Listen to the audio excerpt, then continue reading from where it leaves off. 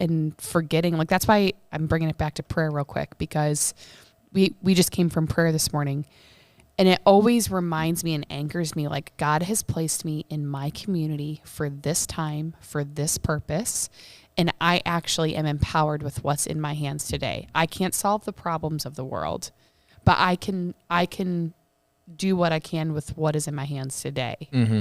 But fear is like, oh my gosh, all this stuff's happening, and you got to solve all of it. Right. Yeah, fear really tries to.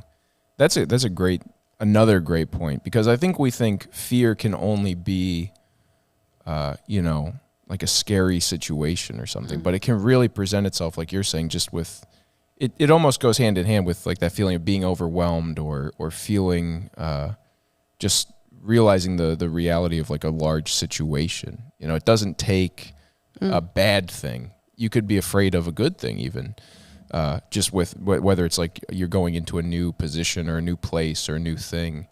I think that's another thing that we sort of only give fear into those like negative situations, like, oh, somebody's sick, and so I'm afraid of what's going to happen or whatever. But it really can present itself in a lot of other situations, and in that same way, keep us from really being focused as we go into it and go through it.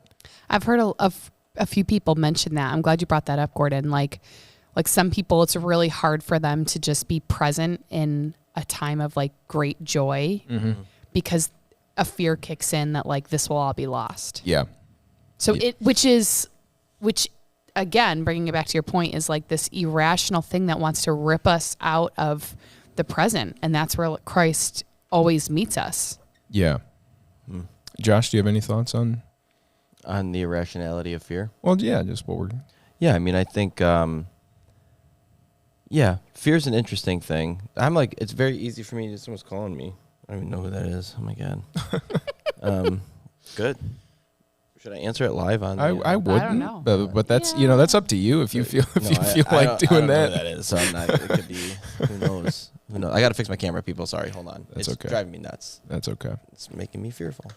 We're doing it live. It's making you fearful. While Josh does that, I want to apologize if you're joining us now, because I forgot to hit the go live on YouTube button. So welcome to the podcast. Hey, welcome. You guys missed the first minute or so. First part. But that's where I say hello, so I'm going to say hello. Yeah. Okay. Anyway, back to Josh. Yeah.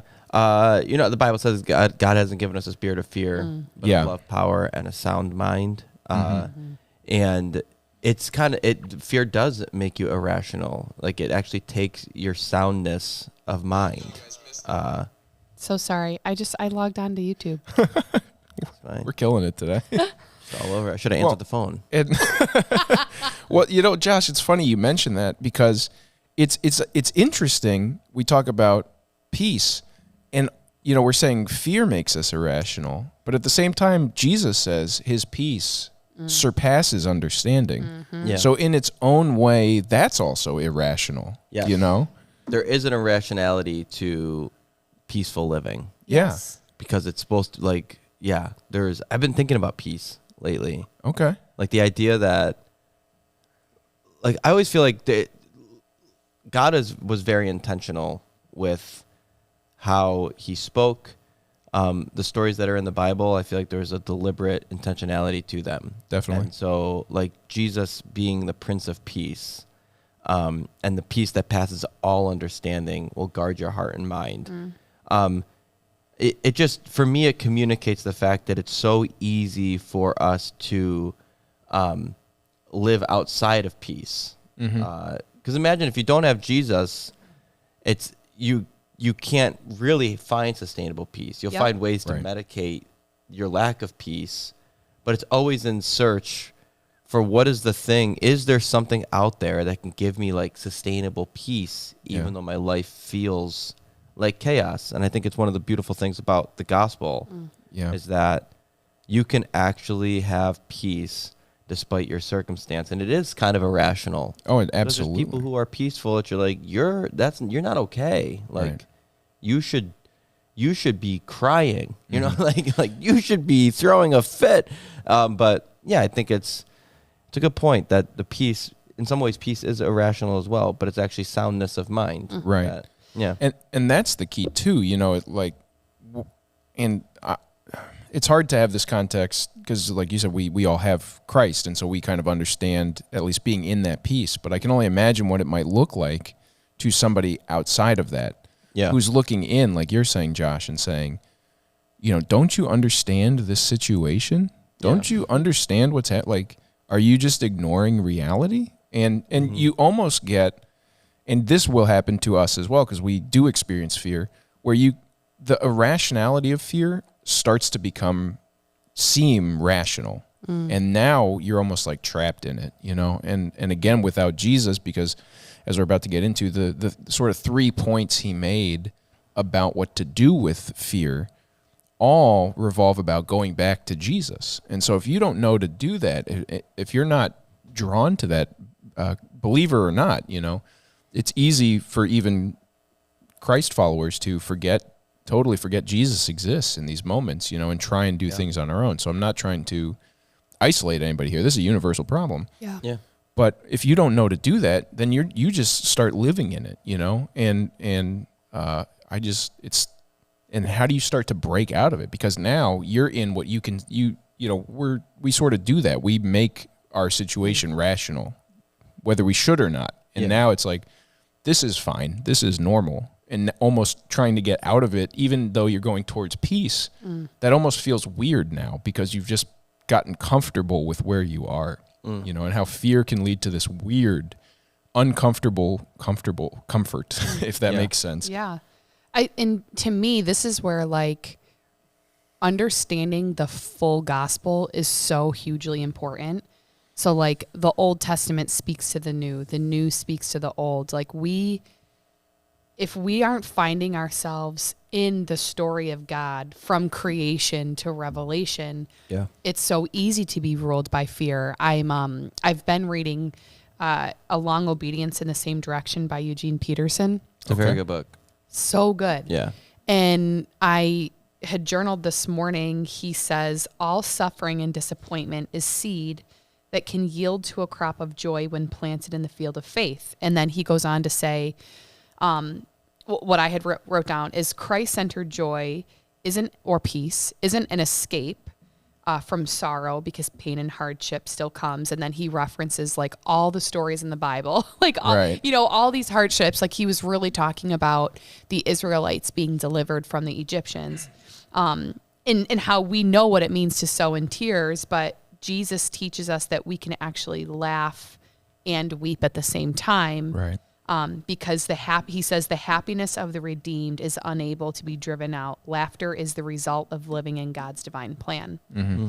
And I was just thinking about how we can be so consumed by what's going on around us that we're forgetting that God is the author and the finisher from the beginning to the end. Yeah. And even after prayer, I was talking with this woman who's going through insane suffering. Like, her daughter has stage 4 cancer. No. She has cancer. Oh my God. They are now going into more testing for more cancer in their bodies. Yeah. And she was just talking about how she is reminded daily that she cannot control these things. Yeah. And she can only stand in a place of humility and trust. And like that's a whole other type of surrender. Like it really confronted me and how she was saying like she's been liberated in the place of surrender. Yeah. Well, and that's so great too, because it's kind of jumping towards the third point that he was making about fear on Sunday, but I think that really touches on it, which is that, we think we're getting rescued, but Jesus is trying to bring us revelation in the storms, and that, it's not about, and that's something that's easy to forget too, that most storms, Jesus does not want to remove the storm. He wants to walk us through the storm. And that's kind of what you're talking about there is like, and I think all of us can fairly say, I could never do that. I couldn't imagine going through that, even with all this confidence in God and all. Yeah. But then once you do go through it, that's where you get that revelation and transformation, where you do realize because everything else really does get stripped away and you're just left with like, who am I? Yeah. what am I and who is God? And am I really going, that's where you really have to walk the walk. You can't just talk the talk anymore because you have to walk through it. Yeah. And so the question is, are you going to walk through it? And I like too, in the first point he made, what are you fueling, your faith or your fear? And those are two independent things. We can't, if you're feeding your fear, your faith will go down in that moment because you're pushing God out by letting fear grow, and vice versa. If you're focusing on God, the situation doesn't go away, but your fear of it will shrink because you're living in that peace. They push each other out one way or the other. Yep. And that's why it's so important. And that's, one of the tough things, and maybe we can talk about this a little bit. One of the tough things with our walk in general is, this is why it's so important to regularly practice spiritual disciplines and be aware, because you don't want to have to get on the job training. If you have a bad prayer life, you don't want a storm to be where you have to figure out how to pray to God, right? It's so much easier if you already have built that up in a time of peace to then go into a storm and say, like, I'm confident because I've already been, praying and close with God. How do you guys kind of feel about that? Yeah, I think the rescue versus revelation conversation is always it's a good one, and because I think that like James wrote, like the testing of your faith is will give you perseverance, and ultimately perseverance is going to build character and build your faith. And I think we generally want like some miracle, or we want God to rescue us from our pain, and maybe the miracle is the fact that you can actually grow through it. There's things you need to learn. There's character that needs to be developed, and no sense in pointing the finger at God and why he's not rescuing you. Maybe not making your home in the pain and trying to search for, like, what can God teach me through this pain? Yeah. I just think it's where the best stories come from, to be honest with you. Yep. When people choose to persevere through suffering, we have a family friend. His name is Bob Sorge, and he used to be in like the early 90s, late 80s. He was like a huge worship pastor, worship artist, and getting more and more, like, I guess famous would be the word, right? He was singing anywhere you could possibly sing. He was writing songs that churches all over the place were singing. And then he got a condition where he lost his voice. Like, he can only whisper. And if you spend your life, he spent his life banking on his ability to sing and lead people in worship, and prided himself on it, which is really nothing wrong with. But then the identity crisis and the fear with, oh my God, this is like bad laryngitis that never goes away, and now I can only whisper. And the amount of prayers you'd probably pray saying, God, just give me my voice back, heal me. Yeah. And then it's been, now we're in 2021, he still can't sing, but he travels the world preaching, has to use like 2 microphones, like the whole thing, because he literally can only whisper. But he could have made his home in his, like, almost sulking in the fact that, like, wow, I had this gift and now I can't do it. And I think, like, the moment you go through stuff like that, it kind of gives you perspective on, like, what has God truly gifted me with? Like, what am I, like, I know I can exercise this particular gift in this particular way, but what is really behind the exercise and the tool of using that gift? Is my gift really my ability to talk, or is there something else actually that God has gifted me with that is actually, that's the gift to the body of Christ, that no, come hell or high water, no matter what happens, I can utilize that thing. Usually we tend to base it on our circumstance, or this is my talent, so I can only function in this way. I'm called to this thing. And God doesn't generally call us to things. He calls us to people. And I think it's too easy to be bought into fear when your whole life is predicated on what you can offer by what you can do. The moment that goes away, that would be a very scary place to live. Yeah. I agree, because as I was listening to you talk about Bob Sorge, he preached here once, and I remember everyone was captivated. Yeah. Oh, yeah. You're on the edge of your seat because he's whispering. So you have to You have to listen. And he says things that are just like mind blowing. Yes. Like, oh my God.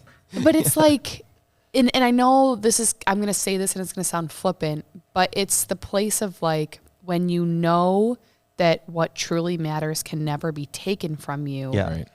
It is so liberating. And I think the walk of Christ followers is to constantly come back to that place. And I mean, I've only been born in this century, so I don't know, but I would guess to say that it's harder now because we have more available to us, and it's easier to fulfill those longings or to feel important or affirmed by other things because we materially have more. Maybe that's not true. Well, it's not sexy to be steadfast. At all. You know? At all. That's so true. So, like, steadfast is not a sexy trait, but it is, in my opinion, almost as godly as you can get, is to be steadfast and be faithful with what you've been given. Because it helps you, like, I feel like fear is the byproduct of a lot of other things. Right. And a lot of other choices that we make in our life can result in fear. Yeah. Well, and to this point, I mean, I think materialistically, yes, of course, right. As we move further into the future, we'll always are sort of raising sort of the baseline of what everybody has, at least in America. Yeah. You know, I know there's other countries that are not doing, who don't have all the stuff we have, but at least here. But I think to the point of like what you were saying, Josh, and gifts especially, I think that's always been a problem because, I don't know this guy's internals. I don't know his story, so I'm not trying to cast this on him. But that idea that we are somehow, like you said, it's no longer a gift. This is who I am. I am this great singer. And God's like, no. You know, like, I am empowering you, and you are doing this for me. But as soon as we start thinking, like, this is all I am, we start morphing our self-identity. Not I'm a child of God and God is using me powerfully, but I'm this. I am, and if I lose, and again, I'm not trying to cast it on this guy. I don't know that he necessarily felt this way, but I think we all can do that in whatever we do. Oh, if I don't do good in this, well then now I'm suddenly worthless. And God is looking at us like, what? You know, nothing about you is why, you know, you didn't do anything. It's not because of anything you did that God loves you. It's because God loves you. And I think that is where a lot of fear comes in, because it's so easy for us to think that our walk with God is this, like, we're constantly under assessment, you know, and it's so easy to let the fear of God that the Bible talks about turn into this actual fear that, like, we're suddenly not good enough for God. And that's not what the Bible is saying. That's not what God wants from us. But I think we kind of do that, especially when we're talking about like gifts and serving and even wealth or whatever you may have, that it becomes easy for it to feel like God is assessing you. And now if I don't do good enough, or if I don't do what my gift is well enough, or if I lose that, now I'm suddenly worthless to God. And that can be a fear that really, will challenge you, you know, because then you have to say, like, do I believe what God says about me, or do I believe what I feel about how God feels about me? Right. Even this morning in prayer, the Padilla family read 1 John 4, and at the end it says, hang on. Okay, so if God's love is made perfect in us, this is verse 17, then we can be without fear on the day that God judges us. We will be without fear because in this world we are like him. Where God's love is, there is no fear, because God's perfect love takes away fear. It is punishment that makes a person fear. So love is not made perfect in a person who has fear. And I just, like, that ties in so well with what you're saying, Gordon, because if we truly understand who God is, that he's not here to punish us, that when we go through sufferings, it's not because he's punishing us. It's because life happens. And, but if we don't have if we don't have that understanding of who God is, then it's so easy to live in fear and even not understand, like CJ mentioned in his message when Shadrach, Meshach, and Abednego were in the fire, right? Right. How Jesus didn't remove them from the fire. He appeared in the fire. Yeah. So that and others saw him. Yeah. And he also referenced Mary and Martha and Lazarus. Jesus was laid on the scene, and he could have healed Lazarus, but he says, no, I'm going to resurrect him for the benefit of those who are here. Yeah. So, like, if we don't understand, and like Paul says this, like, your power is made perfect in my weakness. So I'm going to boast in my weakness because the power of Christ is glorified in that. But we just want, like, I think if we're brutally honest, we want the credit. Right. Yeah. And we're afraid of what other people think. Well, we want the credit, and I think we just want constant blessing too. Yeah. You know, a big, and this frustrates me because to me, and like we're saying, it really highlights, and you usually hear this from non-Christians trying to like attack Christianity. And it's frustrating because it, to me, highlights a total misunderstanding of our relationship with God. But when they say like, well, how come he lets bad things happen? Or why does he just tests you for fun or whatever? You know, it's like, no, you know, if you understand the teachings, it's that we live in a fallen world, and like bad things are going to happen. We are going to suffer. Like Jesus never promised us. But of course, as people, we want to live a peaceful, challenge-free life. But that's unfortunately just not what it's going to be like. And then the same thing we talked about this, I don't know when, a couple weeks ago maybe, but that idea that, you know, God doesn't test us, but we are tempted, right? Lead us not into temptation. We were talking about that, we will run into, the devil will tempt us, and God will give us the strength if we go to him to avoid it, you know, but it requires, kind of like you're saying, that real understanding of who we are as children of God. And it's easy for people on the outside, getting back to what we were saying about even having peace in those fearful moments. It's so easy to be on the outside and not understand that. But I do think also that just being able to walk through those things and like you're saying, does illustrate God. And I think people do see that. They may not even understand what they're seeing, but I think that's where, you know, you really can impact people the most, almost, because they really are seeing the Spirit of God being lived out and walked out when we are in those moments. And what a testimony, you know. It is unfortunate, but the best testimonies come from the worst sufferings usually, you know.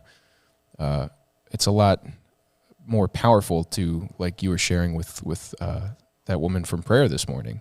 That's way more powerful to somebody to see that, like, you're still confident and happy and joyful versus somebody who's like, yeah, God's cool. You know, I just went to church on one Sunday and it made sense. So I believe in God, and both are great. I'm not trying to downplay that, but I'm saying as far as like really illustrating and shining that light, you know,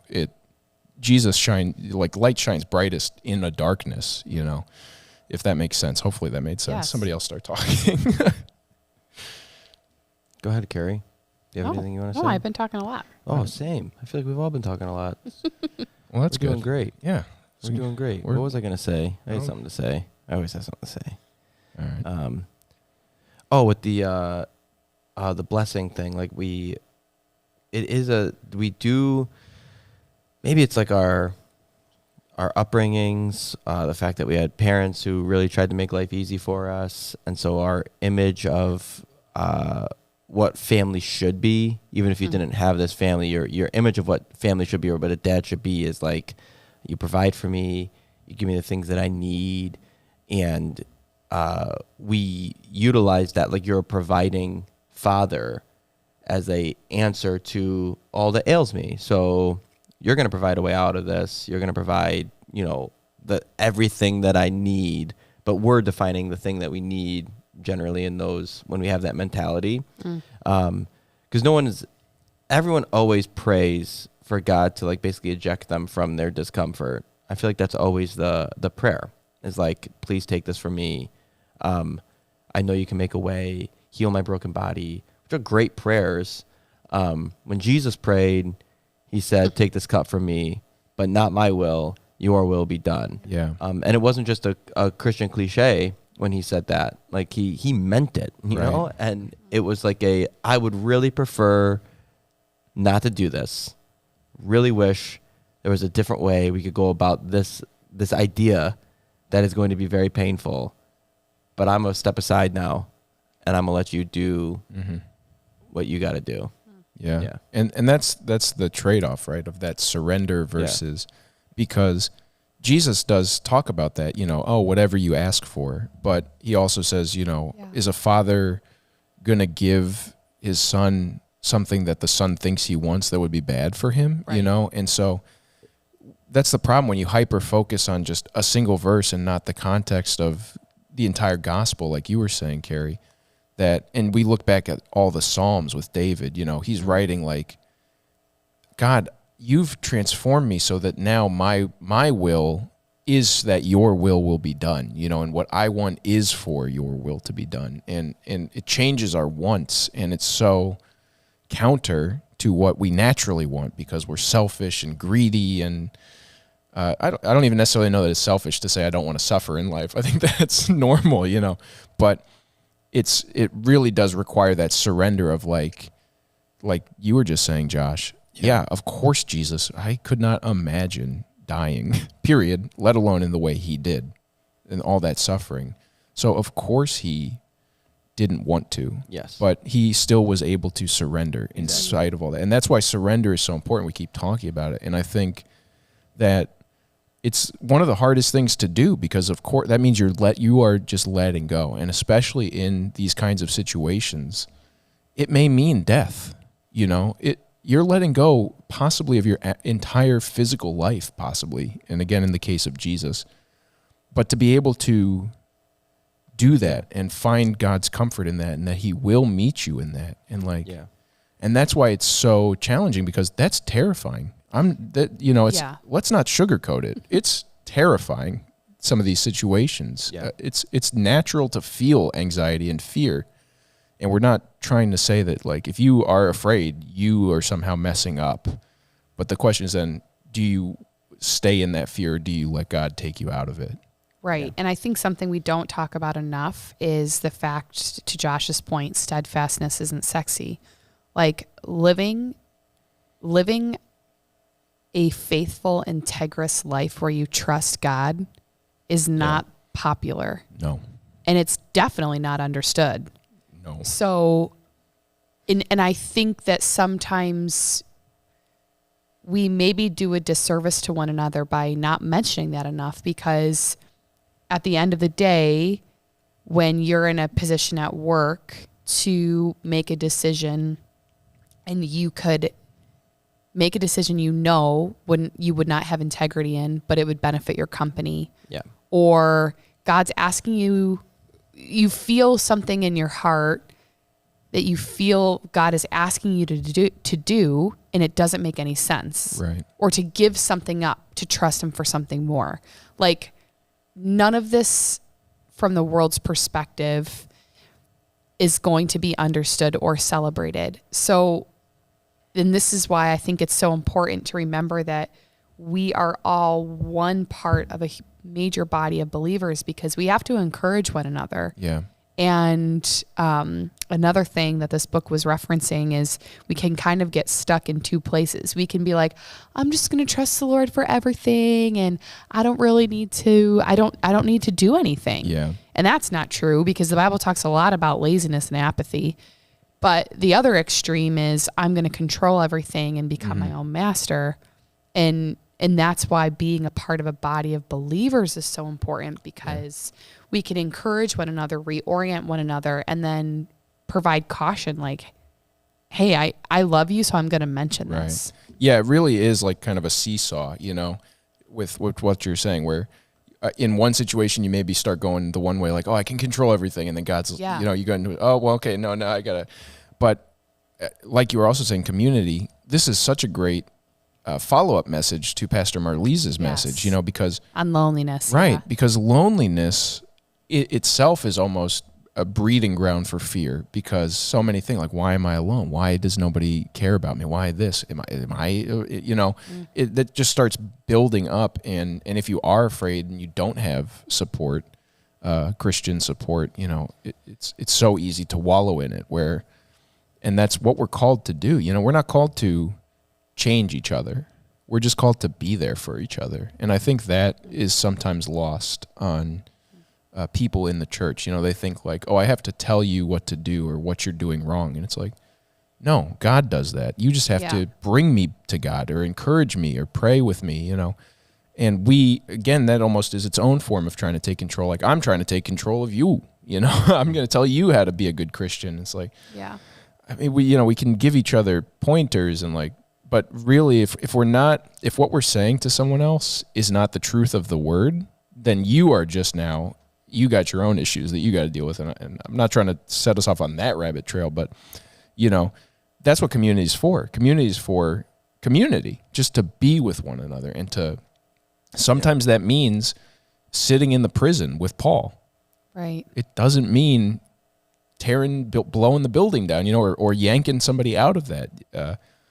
That's between them and God, but it just means being with them and resting with them and praying with them and encouraging them and reminding them of these points, because it's much easier if I'm on the outside and like, Carrie, if you're going through something, it's much easier for me on the outside to be like, you need to pray, right? We need to go to God with this, because when you're in it, you don't see anything. And when somebody's outside of it and has that right mindset of like, because again, like we were saying at the very beginning, it's very easy to be rational when there's no fear. We would all say like, yeah, when I'm afraid, I'm going to pray to God, I'm going to go to him, and I'm going to rest in him.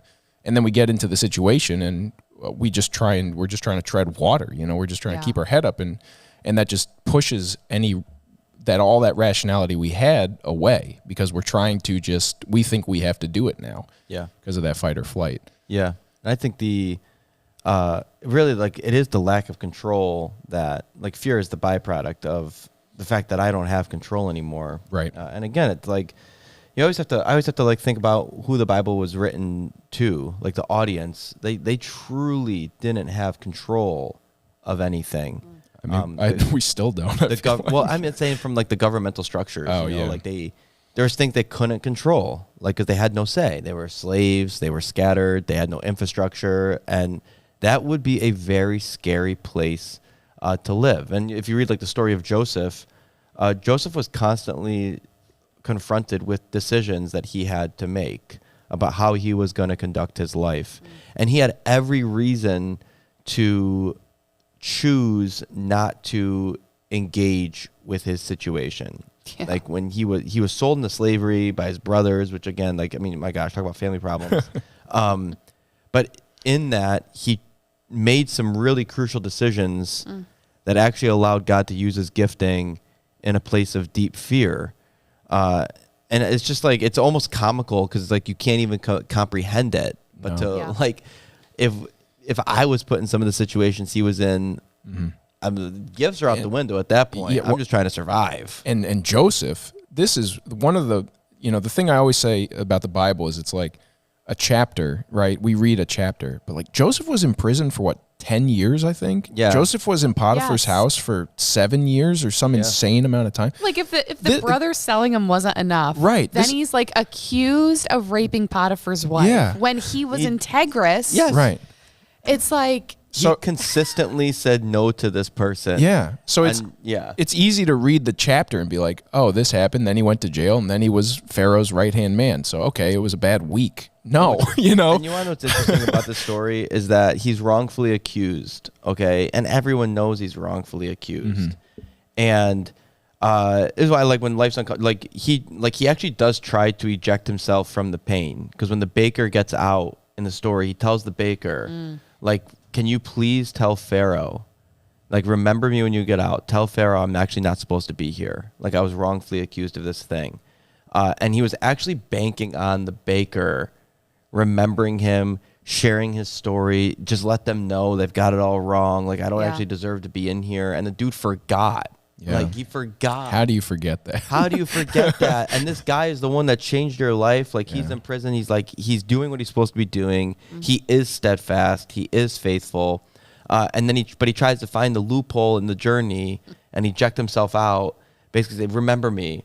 And it's like, how often do we do that? Like we count on other people. Like, we don't deserve to be here. This actually isn't my lot in life. Like, let me find my loophole to get out. I'll still get what I need. I'll still learn. Like, I've been faithful. Like, get me out of the mess. And we'll look for any avenue to get out of the mess that we can.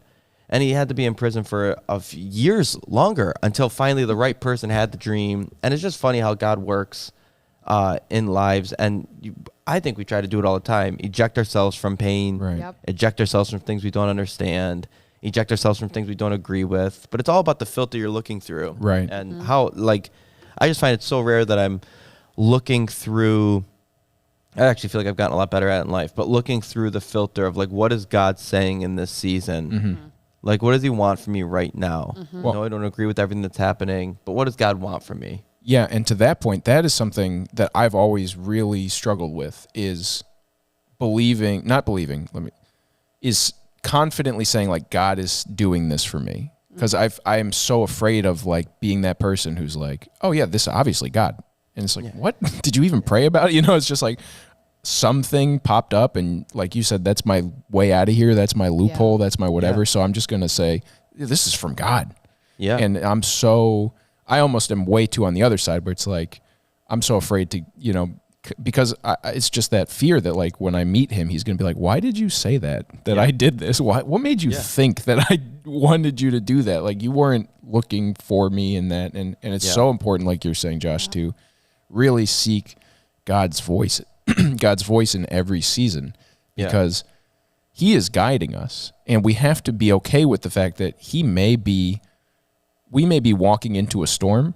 That doesn't mean he's not with us, but that just may be where our life is going right now. And that's not because he's trying to punish us or anything. It's just, that's how life goes sometimes. And having that confidence to say, like, okay, I don't know maybe even why I'm here. It could be like Joseph, where I'm just in this storm that I didn't, as far as I know, create or do. Or Job, look at Job, you know. I don't know. The whole book, he's like, I don't know what I did. And back then, they were like, this only happens when you sin against God. And he's like, I didn't do anything, you know. But he still had that confidence to say, like, but I'm still faithful to God, because I know that he's in control, and I know that he's bigger than whatever situation I might find myself in. And that... you go ahead. Oh, I was just going to say, like, I love talking to, this is generalization, but a lot of times older people have wisdom and perspective that can only be gained with age. Not all the time. Experience. And I just love, oh my gosh, I just lost my train of thought. We were talking about Job, Joseph. Having experience. What's happening to me? Old people. Oh my gosh. Well, you know what, though? I mean, I'm not old. I am getting gray hair. But I find that the older people I enjoy talking to the most are the steadfast people. Right. That was my point. point. What I mean? Yes, like that the was my people point. who've, like, decided, like, this isn't just, like, my lot in life, but yes, I don't want to. I think I'm okay to say this. I don't want to talk to people who've spent their lives ejecting themselves from pain, not allowing their family to experience any hardships, and just, like, consistently making choices that they deem more comfortable and blame God for it. I want to talk to the people who've been through it. Right. Yes. Like, they've been, like my in-laws have lived in the same house. Like, he had the same job for 35 years. Like, they're just steadfast, and they're, like, quietly the most generous people on the planet. Like, I want to talk to them. Yep. Like, I want to know their story, and it's not sexy. It's not that they're, like, it's almost like you'd walk past them and not know, but the moment you talk to them, you realize, like, he sits on the same chair every morning, reading the same Bible and journaling in his notebook every day. Yeah. And it's like, I want to talk to those people. Yes, that was my point, Josh, that a lot of very wise older people will often, like, reorient. It's like they can navigate the fog because they know it's temporary. And what I love about some older mentors in my life is they always remind me that I, in every moment, have the power to choose. Yeah. And to your point, the right choice, the faithful choice, the integrous choice will not always be celebrated, and you won't be the person in the room that gets all the applause. Yeah. Mm-hmm. And that's okay. Yeah. And that the power to choose never goes away. Yeah. Those are some of my favorite people to talk to. Yeah. Yeah. Mm-hmm. Absolutely. Well, as we're kind of starting to wrap up here, I think, like we've been saying, and Josh, you made me sort of think of this too, you could just like walk by these people and we think about Jesus, how many people, his entire town that he grew up in just like walked past him essentially, like what, Jesus the carpenter, and Jesus, I think we get that. I forget the exact quote, but it's essentially like, if you have to tell someone you're good at something, let them tell you you're good at something, kind of a thing, Like Jesus wasn't walking around like, hey, I'm the Son of God. I'm the Son of God. What can I do for you? What miracles would you like to see? Right. Jesus was just who he was, and that drew people to him. And in that same way, Josh, like you're saying about, it's like you are drawn to them. Yeah. They're not doing anything. They're not putting up flyers like, hey, come talk to me, Right. But because of who they are, and again, I think that's just such a testimony to the power of the Spirit of God within us that, I think we get so caught up in that idea of like shining a light, and that somehow means we have to put on an act, where it really is just be steadfast, just abide in God. And like, I think we put so much onus on ourselves, and then that can lead us into fear, that can lead us into all this, because we again start trying to take control of this thing. Yeah. Where really God is asking, like, he's like, just surrender to me. Just surrender to me in all situations, and be amazed at what is going to happen, because you are going to attract people. You are going to exude peace even in a storm. You are going to rejoice even with whatever, sickness, poverty, whatever, and I just think that that's something that is subtle, and I don't even know that I knew it until I'm saying it right now, but like, it just really, if we're really walking with him, like that's all we need to be focused on. We don't need to worry about how am I looking to other people. Yeah. Because if I'm following him, I'm going to look good to other people, because he's going to be looking good. It's not about me, no matter what I think it is. Yeah. And same with fear, like walking into and through fearful situations. If we really are letting him guide us, we are going to be at peace. Yes. And I don't know how to tell you that, because Yes. it's unexplainable. It passes all understanding. But just to encourage all of us, and I think myself even, that like, just let God guide you. I just remembered. Hey, Okay. there it is. Take us out on a high note, Take us out, Carrie. Okay.